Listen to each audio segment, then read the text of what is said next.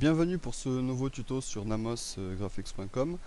Donc aujourd'hui, c'est pas vraiment un tuto, c'est plutôt j'ai envie de vous montrer une fonction qui peut être intéressante pour créer des panoramiques alors qu'on n'a pas un appareil numérique qui permet de le faire.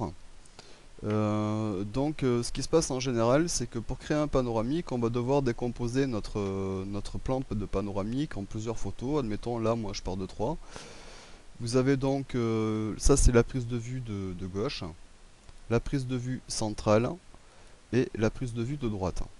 Et notre but donc est de rassembler toutes ces images de façon à obtenir à l'arrivée une fusion des 3 photos pour créer un panoramique de ce genre.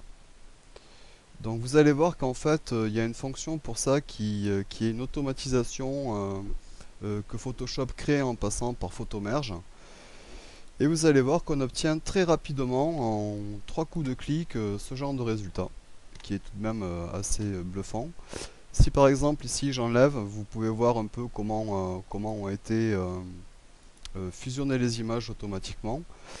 Mais je pense que pour faire plus simple, je vais vous montrer le truc. Vous verrez qu'il n'y a absolument rien de compliqué et que ça peut aider dans pas mal de cas. Admettons, si vous avez des photos de mariage où vous vous retrouvez avec 150 personnes à prendre en photo sur un même plan, ça peut s'avérer assez compliqué. Alors autant le faire en plusieurs étapes et utiliser la fonction que je vais vous montrer, Photomerge, pour arriver à ce genre de résultat. Donc ce que je vais faire, c'est que je vais créer donc un nouveau fichier, ou même pas, je viens directement sur Automatisation, je viens sur Photomerge. Ici, je viens sur Parcourir, je viens chercher les fichiers que je veux, moi je les ai posés sur le bureau. Il y a donc ces 3 photos que voici. Je sélectionne les 3. Alors pour sélectionner directement les 3, vous pouvez très bien appuyer sur CTRL, cliquer sur chacune des images que vous voulez sélectionner, vous voyez que ça s'additionne, ou sinon prendre la première, aller sur la dernière, cliquer sur Shift que vous maintenez appuyé, vous cliquez, vous avez les 3. Vous faites OK. Une fois revenu ici, je ne vais pas vous parler des fonctions qu'il y a autour là, perspective, cylindrique, etc. parce que ça c'est juste pour donner des effets de rendu, mais le principe restera le même. Ici, vous vous assurez d'avoir fusionné les images et vous cliquez sur OK. Et là maintenant, donc en fait, Photoshop tout seul est en train de calculer les points de correspondance qu'il peut y avoir entre chaque image et il va créer lui-même des masques de fusion qui vont permettre de pouvoir faire recoller toutes ces images pour qu'elles tombent ensemble sur un résultat voulu. Bon, ce qu'il y a, c'est que moi j'ai pas un gros PC, donc ça calcule un peu, quoique ça va, tout de même, ça peut encore aller. Et il va donc en fait Photoshop créer des points de correspondance et créer les masques de fusion en rapport à ceci.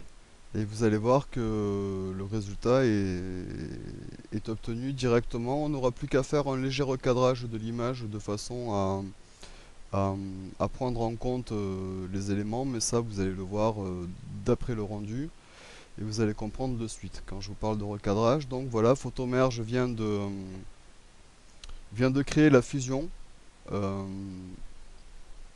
toutes mes images, c'est-à-dire de mes 3 photos qui me permettent d'en créer une seule. Vous pouvez voir ici dans la vignette, je vais faire un contrôle pour que vous puissiez vous rendre compte de chaque image. Vous en avez une ici, une seconde ici, et la troisième qui se trouve là, dans les pointillés. Vous pouvez ici voir les fusions qu'a créé Photoshop. Vous voyez comment il a trouvé les points de correspondance entre chaque image. Et il ne nous reste plus donc, CTRL D pour désélectionner, qu'à recadrer l'image en venant ici sur l'outil de recadrage. Et je clique, je maintiens, je crée le cadre que je désire. Je peux me servir en appuyant sur la touche espace que je maintiens appuyé. Je peux déplacer mon cadre, le mettre un peu comme je veux. Je clique, je tape sur Entrée. Et on se retrouve donc avec un panoramique qui reprend en correspondance parfaitement les 3 images. Donc voilà. Voilà à quoi sert Photomerge notamment. J'espère que cette petite démonstration vous permettra d'avancer sur Photoshop, que ça vous permettra de créer vos propres panneaux sans trop avoir à réfléchir et à savoir comment faire. Et je vous dis à un prochain tuto sur namosgraphics.com. Bon travail à toutes et à tous.